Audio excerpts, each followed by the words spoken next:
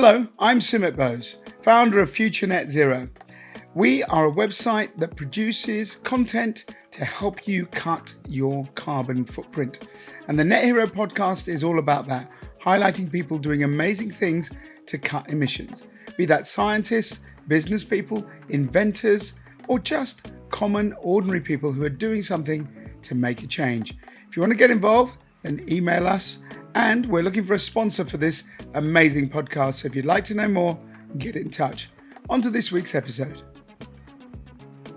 IT. Oh, it's the bane of your life. But then again, where would you be without it? None of us can live without these bloody things. They're computers, they're our love life, they're our travel, they're our diary, and they do everything for us these days, including if you're using that weird AI stuff telling you how to live your life. Computer power has increased exponentially since when I was a kid, and I used to watch something called The $6 Million Man, and there were these massive computers, and they were like big chugging away little magnetic tape things. They're everywhere. They're in phones, they're in cars, they're in planes, and in your workplace, you've got tons of it. A lot of it these days, old school, would be you'd have some servers in your office. But most of it is now on something we all call the cloud. What it is, I'm not too sure, but we've all got it. But do you know that cloud computing, that thing that you think, oh, it doesn't matter when I do my Insta or I send that email, there's a carbon footprint associated with it. How big it is, we're going to discover in today's podcast, where I'm joined by Simon Ponsford, who's created a company called Tailpipe, looking into exactly this. Simon, hello. Good morning, and nice to talk to you. Yeah, brilliant to talk to you. Let's just, before we get into kind of what you're doing with Tailpipe, which I think is interesting, what exactly is a cloud computer? In fact, let's go back to the beginning. Computers, people kind of know what they were, and kind of all kids are growing up with them now. But they are, in terms of carbon, you can see they get hot. So you've got a computer running, you can tell it's hot. But you don't really think much more about, oh, it's using a bit of electricity. So what's the carbon that's around your computer? So quite a lot of the carbon is really in the energy usage, like you say, using electricity. Usually, most of the what you put into your computer comes out of it in heat. So you put it in the corner of your room, and you find you get a sort of nice warm glow. You do, yeah. They're producing a lot of heat. And you take a sort of a desktop computer or so, that will be using somewhere between about 25 and 100 watts. So that's what it will be running at. Most people leave them on, days sometimes, don't they? And the energy consumption goes up quite considerably when you start adding graphics cards. Really, for things like gaming, etc., then all of a sudden your energy consumption can go from that, maybe 100 watts to 400 watts or so when you're playing games. So that's really when the in a home environment, when your carbon footprint really increases, when you're using a lot more energy to drive that computer. I mean, I suppose for old school, you can remember what a 100-watt bulb was. They used to get flipping hot. Yeah. So, to keep something like that on, I mean, my dad is passed a long way away now, but he used to always shout at me, turn the lights off. Now, if he'd been around, we'd like turn that computer off. But we don't, do we? I mean, kids are using computers, adults are using computers at home. We'll talk about the office in a second, but in the domestic setting, you probably get in a house, maybe 3 or 4 laptops going, maybe a TV, a gaming console. They're all using computer processing power, aren't they? And they're all using energy. They are, and it really does mount up, and you find that you're getting kilowatts of power being used in each home. You have a couple of gaming consoles running, maybe some PCs, TV, etc. They are all consuming power.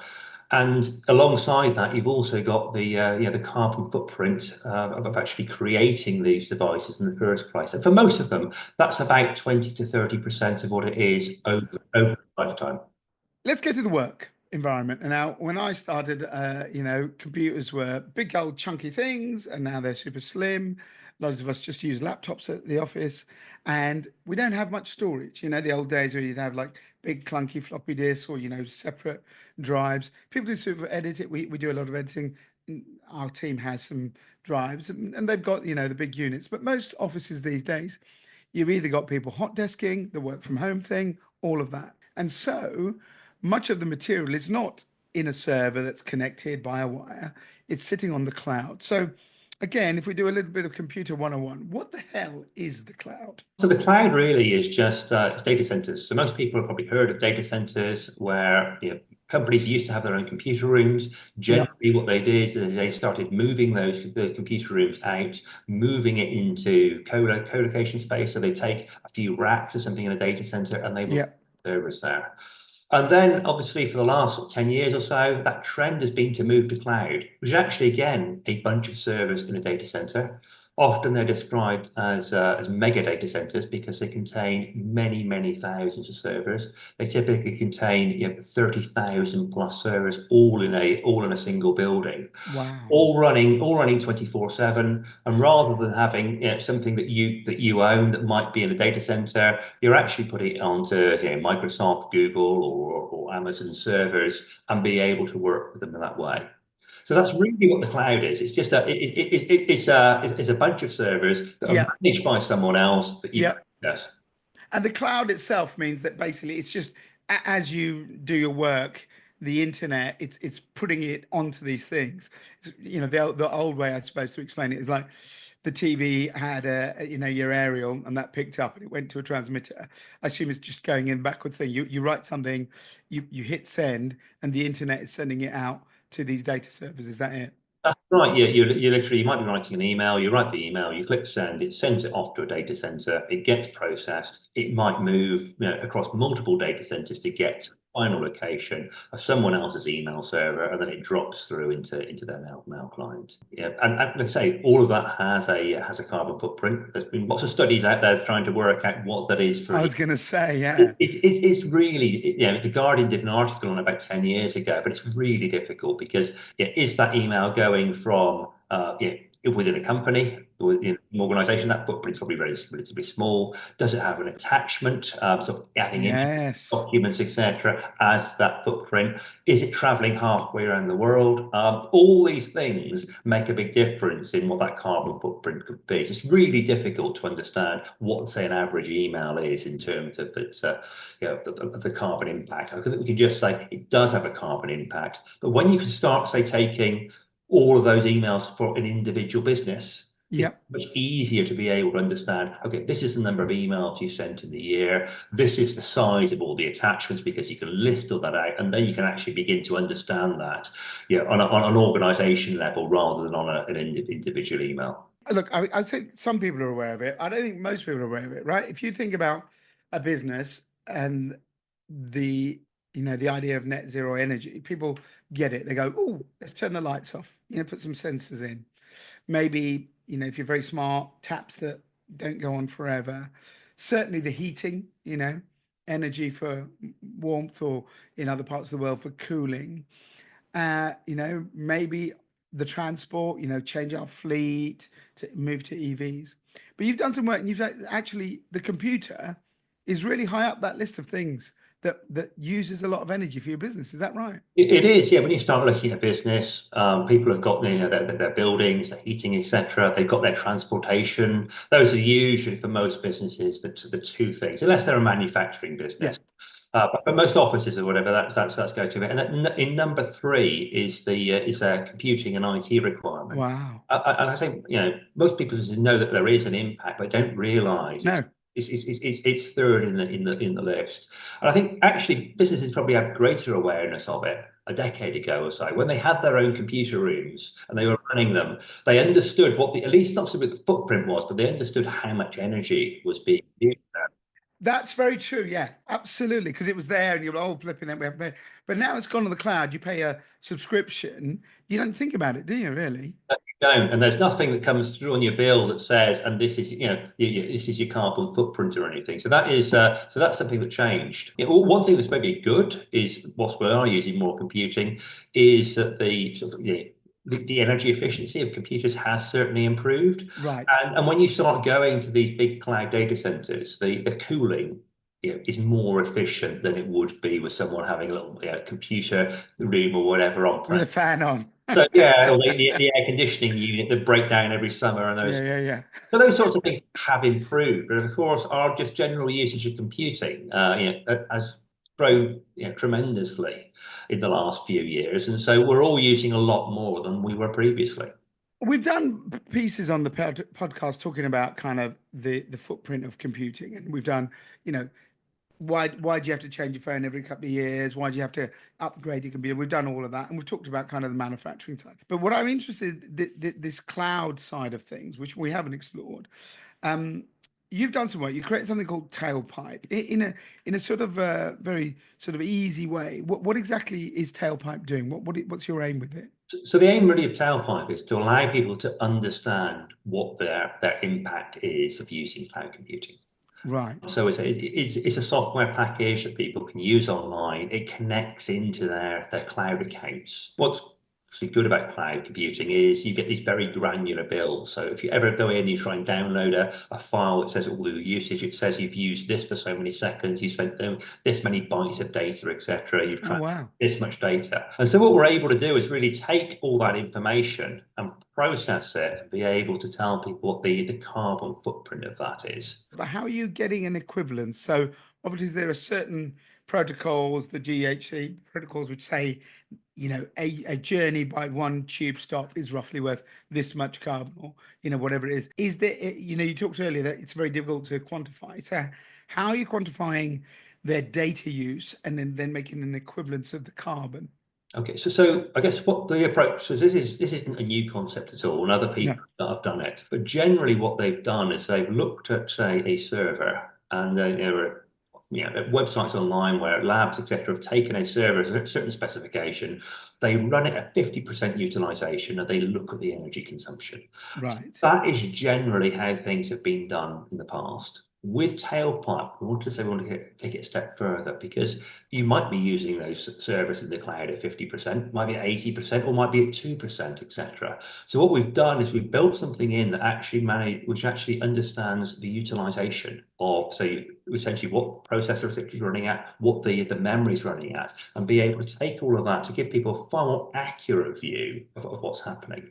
And then what you have coming into each of the data centers is you've got the electricity. A lot of them are connected to the grid. Some of them Yeah. are solar farms, etc. Yeah. Some of them are green. Yeah. Of course. Yep. And what you're able to do is to be able to understand that carbon intensity. So you're able to calculate, first of all, the power usage, and then you're able to look at the carbon intensity. And then it's looking at what they call in industry PUE, which is power usage effectiveness, which is quite a useful measure. And it actually allows you to understand the amount of energy that's also required for cooling, etc. Because of course you've got the energy going into the servers, but then there's Yeah. the rest of the building and running that. By bringing PUE into it, you can actually understand the overall impact of the cooling and other systems and backup generators and all those sorts of things that you have in these data centers. So that gives you a pretty complete view of what's going on in the cloud for your business. Do we care? The reason I say that is because we've moved to a certain brand. I won't say which one it is, and they've said to us, by the way, your servers that you're on, they are powered by wind turbines and renewable, and so effectively they're green. Now, I don't really know how green they are, but do you see what I mean? As a consumer, I go, well, I've done my bit because I've gone to someone who tells me that the all the power that server is using, they're either offsetting it or they're generating it themselves, so it's effectively neutral. So why would a business want to know what it's doing? Because it would say, well, yeah, that's fine. Thank you, Simon. You're telling me what I'm doing here, but it's all right. It's going on to that server, and they've got green energy. Yeah, well, I think again, most of the data center companies have done a lot in terms of buying lots and lots of renewable energy. But Yeah. the reality is there's nowhere in the world where renewable energy is there, let's say 24/7 enough to be able to accommodate what's required. And so there's always a carbon footprint of operating. Mm, One of the places, using software, etc., it's quite easy to see that if you run, say, in Sweden, where you've got lots of hydropower, etc., there's a lot of resources. So you can actually get very high percentages of time that those servers are running off of renewable energy. But Yeah. of course, when that wind isn't blowing, or when it's not there, when the sun isn't shining the same way, and there's not necessarily always enough hydropower to cover 100% of the country, there are times Mhm. when oil, etc., or gas needs to be burnt in order to be able to generate the power. Now, some of those those cloud companies, they will go into offsetting it, and Yeah. Yeah. people agree with them. Yeah, Others, yeah, exactly. Yeah. there is always always a carbon footprint, and I think for most people it's not about deciding, okay, I'm going to come out the cloud and I'm going to start putting another Of computer course. in. Yeah, yeah. And just to give you an idea of these PUEs. So if you go back to 10, 15 years, people that had their own computer room, their PUE would be around 2, which meant whatever they were putting into the computers, they were also putting exactly the same amount of power into the cooling system. Right. So in 100% the same, basically. Okay, right. Gotcha. And essentially, what you'll find in sort of cloud data centers, it's between 20 and 30% is what's Right. coming in. So they are on a greater scale, they're more efficient. So it's just more about understanding what we're using rather than anything else. And also there's a trend as well. You get, particularly in large corporates, you get people try out new systems, trial new products, etc. They'll run up resources in the cloud, Yes. move up a project, You don't forget think about about that, do it, you? Yeah, and of course. it left there running, still having a carbon footprint. And so really being able to identify those systems that are being underutilized is really valuable. I suppose the other thing that's happened is since COVID, this shift to the work from home. And that kind of it doesn't really change massively, but it probably skews things because you've got people then on their own internet connections, and then okay, they log into the company cloud or whatever. I don't know how it all works, but you've got that. You've also got now much more of this, Yeah. right? So probably I'm not going to put an age on you, Simon, but probably when you started, same as me, computers were in your workplace and the big chunky things sat on your desk. Now they're in your pocket. Um, we've got talk about even more of this Internet of Things, which is already happening. People are selling fridges with chips in them and all this stuff that's just bonkers. Cars, flipping heck, you know, the amount of kind of computing in cars, and they're all bouncing off the cloud. You can receive emails, you can receive all of this. Is there a kind of, dare I say, there's going to have to be a review of how we're doing all of this because we're expanding in every area, not just it's as a machine that does a bit of word processing or makes a video or watches it. It's from cooking, it's cleaning, it's, air purification, it's kind of everything has now got some sort of computer in it. So will this problem just get more and more, you know, significant as the years go by? I think it will. I think generally, the power of most of these chips has decreased over time. So whilst there are more of them, particularly like you say, that things that are in cars and that sort of thing, those chips are a lot less power as they were 5 years ago or so. Yeah. I think what's quite interesting is the EU have started to really start looking at data centers that understand them. There are requirements coming in whereby data centers within the EU have to start reporting on their essentially their PUE, so their values around their effectiveness. They also have to start reporting around their use of water as well. And a lot of people Mm. don't realise that data centers very Yeah, there's a lot, don't they, to cool it down? Yeah. of water for cooling, etc. So I think there's initially people just need to report. There's nothing saying you have to reach a certain efficiency, but I do think that this will grow throughout the world, and there will be legislation at some point once we really understand the extent of what the problem is, that actually starts stating that in order to be able to operate a data center, it must run at a certain efficiency. In terms of consumer devices, etc., I don't see anything changing in that respect, but certainly on the cloud side, I think we could expect it to be regulated in a few years' time. Before we go, what tip can you give? Because, people who watch this, they wouldn't be watching this unless they're interested in doing some better, something better for the planet.